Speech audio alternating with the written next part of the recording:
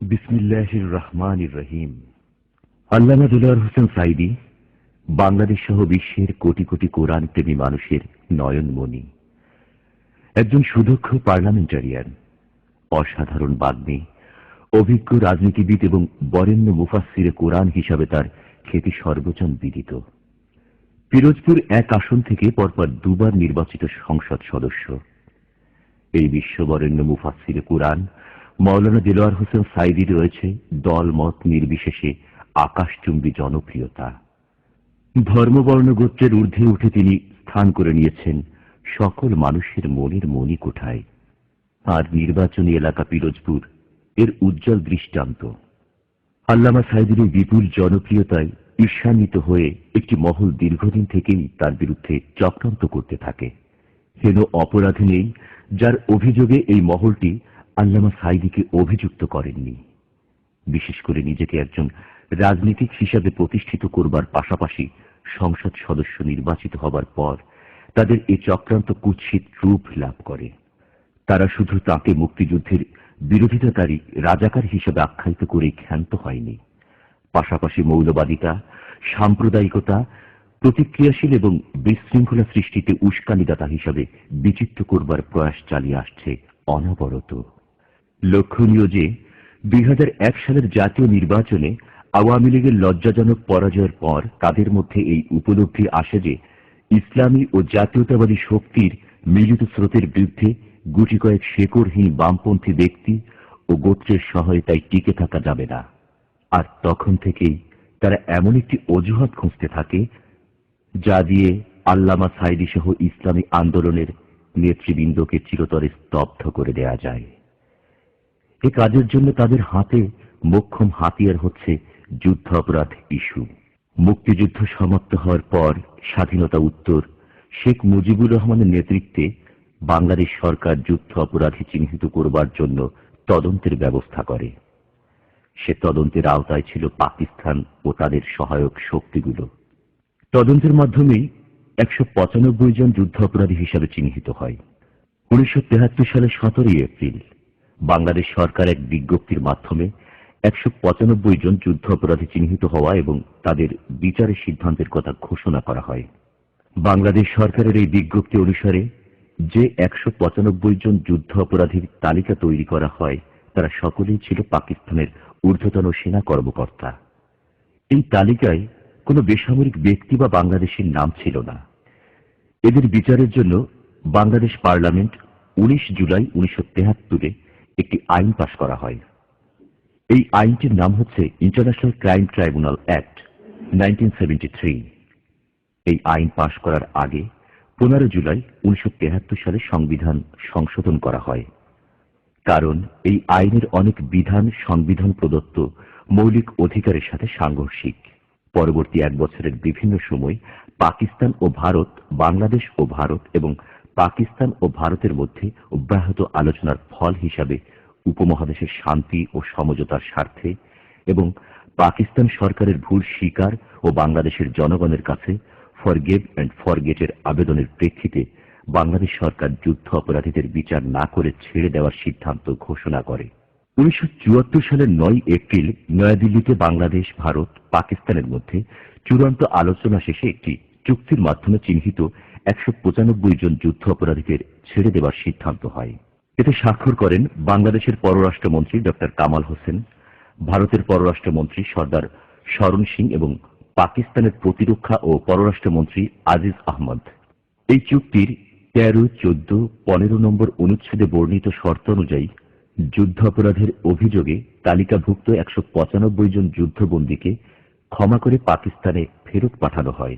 মুক্তিযুদ্ধ চলাকালে যারা স্বাধীনতা যুদ্ধে যোগ দেয়নি কিংবা রাজনৈতিক বিরোধিতা করেছে কিংবা পাকিস্তান সেনাবাহিনীর সহযোগিতা করেছে কিংবা কোনো অপরাধ করেছে তাদের বিচারের জন্য বাংলাদেশ সরকার ১৯৭২ সালের ২ জানুয়ারি কোলাবেটার্স অ্যাক্ট নামে একটি আইন প্রণয়ন করে।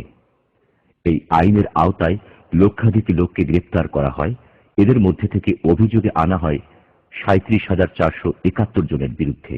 এই অভিযুক্তদের মধ্যে ৩৪,৬২৩ জনের বিরুদ্ধে সাক্ষী প্রমাণ না থাকায় কোনো মামলা দায়ের করা সম্ভব হয়নি। ২,৮৪৮ জনকে বিচারে সোপর্দ করা হয়। বিচারে ৭,৫২৫ জনের বিরুদ্ধে অভিযোগ প্রমাণিত হয়। অবশিষ্ট ২,০৯৬ জন বেকসুর খালাস পায়। ১৯৭৩ সালের নভেম্বর মাসে শেখ মুজিবুর রহমানের নেতৃত্বে বাংলাদেশ সরকার সার্বিক পরিস্থিতি বিবেচনায় এনে এক সাধারণ ক্ষমা ঘোষণা করেন। সাধারণ ক্ষমায় কিন্তু হত্যা, ধর্ষণ, লুটপাট ও অগ্নিসংযোগের মতো অপরাধ ক্ষমা করা হয়নি। অর্থাৎ যারা এসব অপরাধে লিপ্ত হয়েছে তাদের অভিযুক্ত ও শাস্তি দেওয়ার দরজা খোলা রাখা হয়। ১৯৭৫ সালের ৩১ ডিসেম্বর রাষ্ট্রপতির আদেশে কোলাবেটরস আইনটি সম্পূর্ণরূপে বিলুপ্ত ঘোষণা করা হয়। অর্থাৎ সাধারণ ক্ষমা ঘোষণার পর আরো ২ বছর ১ মাস সময় অতিবাহিত হয়। এই দীর্ঘ সময়ে ওই ৪ অপরাধের জন্য উক্ত আইনের অধীনে কোনো ব্যক্তির বিরুদ্ধে মামলা দায়ের হয়নি। বর্তমানে অভিযুক্ত জামায়াত নেতৃবৃন্দের বিরুদ্ধে তো নয়। স্বাধীনতার এত বছর পর নতুন করে এই বিষয়টিকে সামনে আনা হয়েছে শুধুমাত্র কতিপয় ব্যক্তিকে শাস্তি দেওয়ার জন্য। প্রথমে যুদ্ধ অপরাধের কথা বলা হলেও পরবর্তীতে মানবতা বিরোধী অপরাধের কথা বলে জাতিকে বিভ্রান্ত করা হয়। ২০১০ সালের ২৯ জুন ধর্মীয় অনুভূতিতে আঘাত দেওয়ার অপরাধে জামায়াত ইসলামীর আমির ও সেক্রেটারি জেনারেলের সাথে আল্লামা সাঈদীকেও গ্রেফতার করা হয়। কি নির্মম পরিহাস! যে ব্যক্তিটি সারা জীবন মানুষকে কোরআনের পথে আহ্বান করে আসলেন, তাকেই কিনা আটক করা হলো মুসলমানদের ধর্মীয় অনুভূতিতে আঘাত দেওয়ার অভিযোগে। দেশে ব্লাসফেমি আইন নেই, তারপরেও নেতৃবৃন্দকে গ্রেফতার করা হলো সেই ধরনের অভিযোগ এনে। এখান থেকেই সরকারের আসল অভিপ্রায় স্পষ্ট হয়ে ওঠে। ২০১০ সালের ২৬ মার্চ যুদ্ধ অপরাধীদের বিচারের জন্য বিশেষ ট্রাইব্যুনাল গঠন করা হয়। শুরুতেই ট্রাইব্যুনাল প্রশ্নবিদ্ধ হয়ে পড়ে। ২৬ এপ্রিল ২০১১ বেলা ১১টা থেকে সোয়া ১টা পর্যন্ত পরিকল্পনা মন্ত্রী ও সেক্টর কমান্ডার ফোরামের শীর্ষ নেতা এ কে খন্দকারের নেতৃত্বে একটি প্রতিনিধি দল পুরান ঢাকার হাইকোর্ট ভবনস্থ আন্তর্জাতিক অপরাধ ট্রাইব্যুনাল পরিদর্শন শেষে ট্রাইব্যুনালের চেয়ারম্যান বিচারপতি নিজামুল হক নাসিম ও বিচারপতি এটিএম ফজলে কবির এবং রেজিস্ট্রার শাহিনুর ইসলামের সাথে রুদ্ধদ্বার বৈঠক করেন। এছাড়া তারা ট্রাইব্যুনালের প্রসিকিউটরের সাথেও বৈঠক করেন। ২০১০ সালের ২৫ মার্চ আইনমন্ত্রী ব্যারিস্টার শফিক আহমদ বৈঠক করেন ট্রাইব্যুনালের তৎকালীন চেয়ারম্যান আব্দুল মতিনের সাথে। যখন ৭১-এর মানবতা বিরোধী অপরাধের বিচার প্রক্রিয়া শুরু হয়েছে এবং ট্রাইব্যুনাল জামায়াতের শীর্ষ নেতৃবৃন্দ সহ বিরোধী রাজনৈতিক নেতৃবৃন্দকে গ্রেফতার ও রিমান্ডে নেওয়া হচ্ছে, ঠিক সেই সময় সরকারের প্রভাবশালী মন্ত্রীর নেতৃত্বে বিচারকদের সাথে রুদ্ধদ্বার বৈঠক অবশ্যই আপত্তিকর। সর্বশেষ বিচারপতি নিজামুল হক নাসিম ও বেলজিয়াম প্রবাসী ডক্টর জিয়াউদ্দিন আহমেদের মধ্যকার সংলাপ ট্রাইব্যুনালকে গুরুতরভাবেই প্রশ্নবিদ্ধ করেছে। এমত অবস্থায় স্বাভাবিকভাবেই প্রশ্ন এসে যায়, এই ট্রাইব্যুনাল দিয়ে কি ন্যায় বিচার নিশ্চিত করা সম্ভব? আল্লামা সাঈদীর ব্যাপারে সরকার যে ঘৃণ পন্থা অবলম্বন করে তা হচ্ছে উদরপিণ্ডি বুধর ঘাড়ে চাপানোর প্রয়াস। কোন এক দেলোয়ার শিকদারের সকল অপকর্মের দায় দেলোয়ার হোসাইন সাঈদীর উপর চাপিয়ে দেওয়া হয়।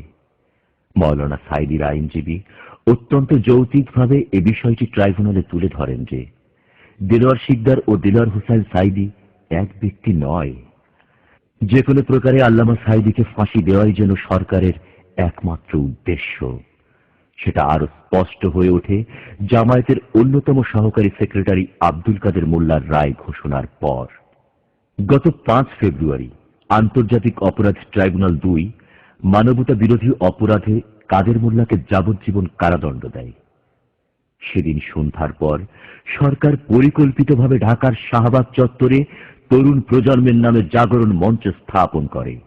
তারপর সেখান থেকে অনবরত তাদের ভাষায় যুদ্ধ অপরাধীদের ফাঁসির দাবি তোলা হতে থাকে। দেয়া হতে থাকে নানা রকম উস্কানিমূলক স্লোগান ও বক্তব্য। তাদের দাবি একটাই, যুদ্ধ অপরাধীদের বিচার নয়, ফাঁসি চাই। শাহবাগের এই গণজাগরণ মঞ্চ যে সরকারের প্রযোজিত একটি নাটক, তা সেখানে সরকারি দলের বিভিন্ন পর্যায়ের নেতৃবৃন্দের গমনাগমন থেকেই বোঝা যায়। এমনকি স্বয়ং প্রধানমন্ত্রী সংসদে দাঁড়িয়ে শাহবাগে আন্দোলনকারীদের সেন্টিমেন্টের প্রতি খেয়াল রেখে বিচারের রায় প্রদানের জন্য ট্রাইব্যুনালকে আহ্বান জানান। এত সব ঘটনার পর দেশের সাধারণ জনগণের মধ্যে আর কোনো সন্দেহ নেই যে ট্রাইব্যুনাল সরকারের নীল নকশা বাস্তবায়নের একটি হাতিয়ার ছাড়া আর কিছুই নয়। সাঈদীর রায় ঘোষণার পর সারা দেশব্যাপী স্বতঃস্ফূর্ত জনবিস্ফোরণই তার প্রমাণ।